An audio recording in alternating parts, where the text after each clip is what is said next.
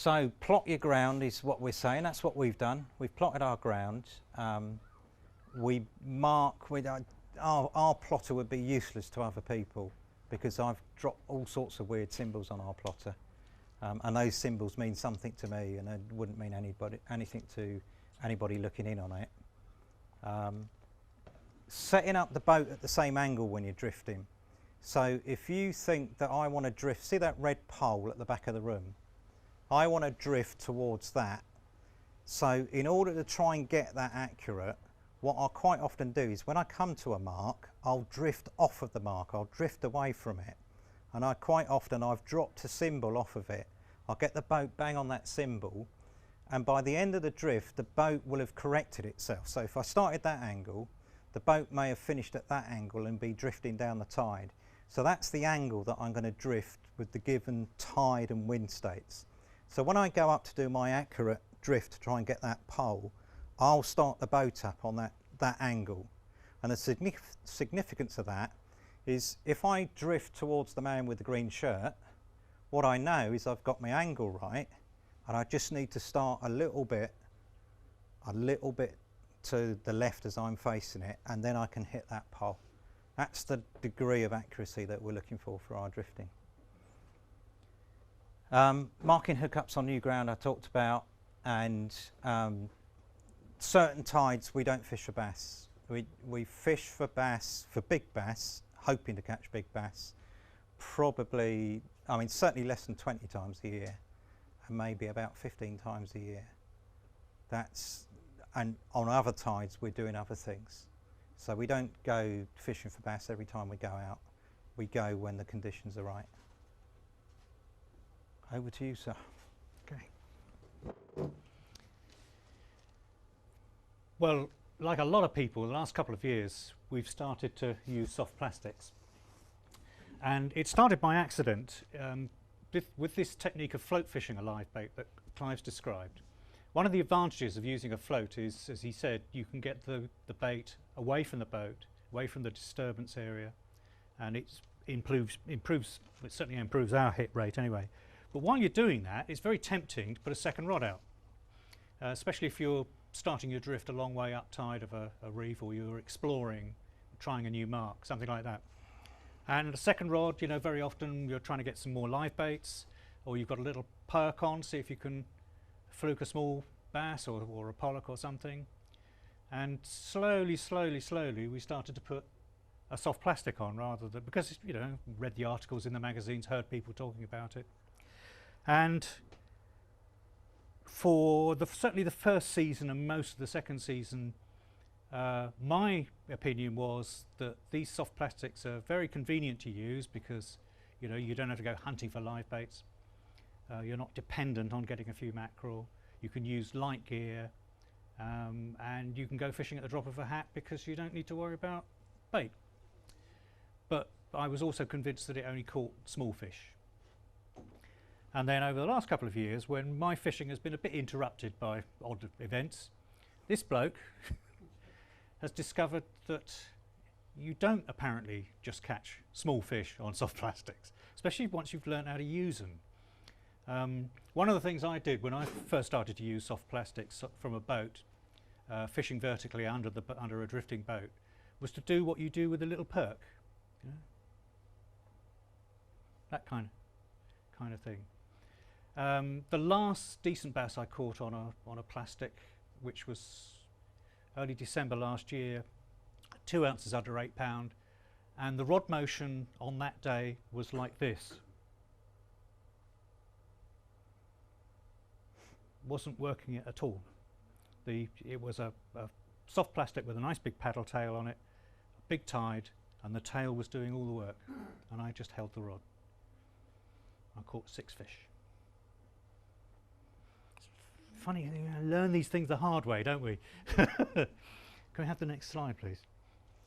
So, yeah, you can catch big fish, and this fella's, I've had nothing bigger than just under 8 pounds, but you've had how many doubles now on softs? All of them. Yeah. Yeah. Only 3 so far, but it's, yeah, I'm getting there. Yeah. he's ahead of me.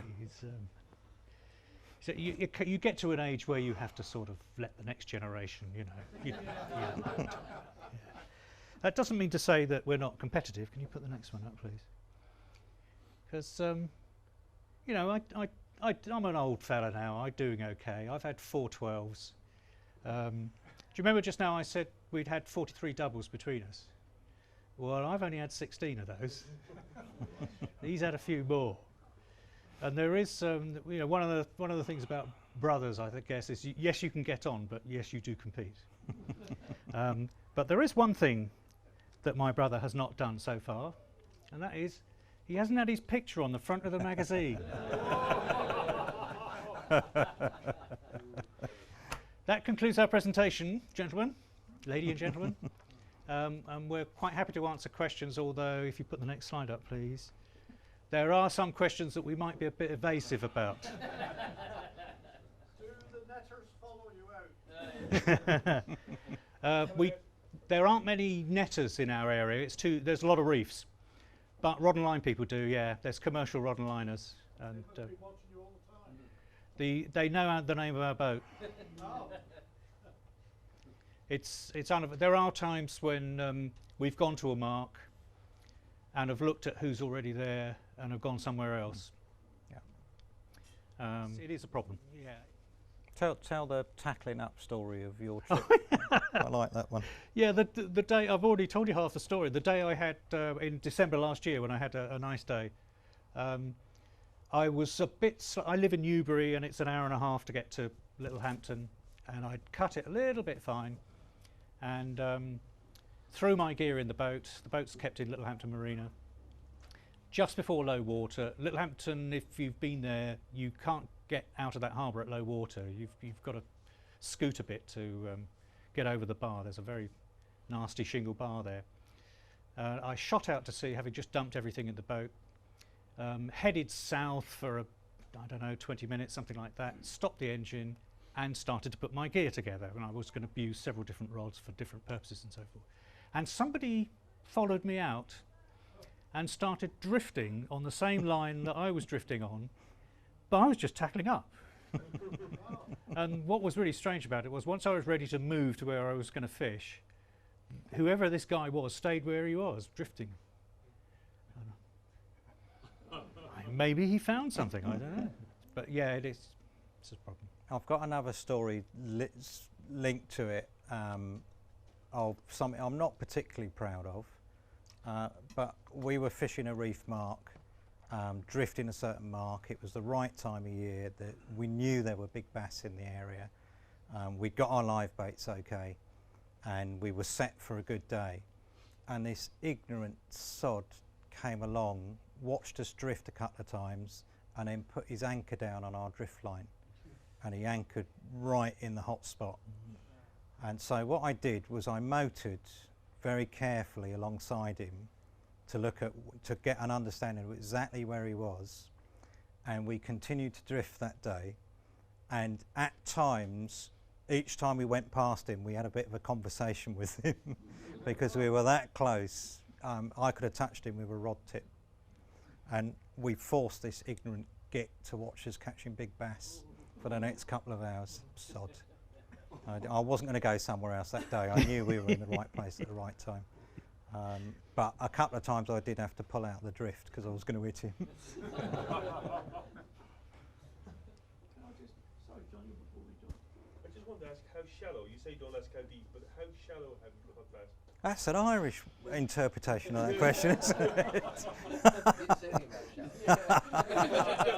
Does it work in very shallow water? I'm talking less than 20 feet.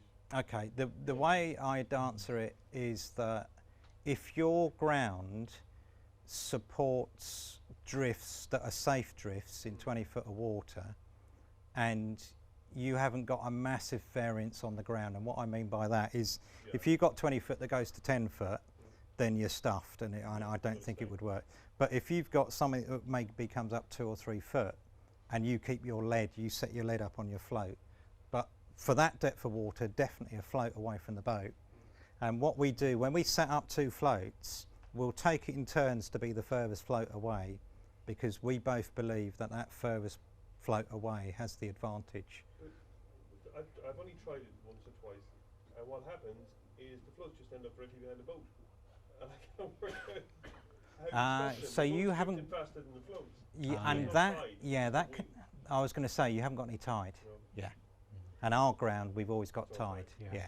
Which keeps the But floats even on the moving as well. slack, you That's can right. still do it. You can do it on the slack, and if you can work out the angle of the boat that gets the most movement. So our boat's got a cabin on the front of it. So quite often we'll put the cabin so the back of the cabin's facing the wind, and then you'll get a faster move across the ground, and that will allow you to separate it out. But our floats aren't always at the same angle to the boat. They're quite often at different angles, and at different states of the tide that angle will change. Yeah. Okay.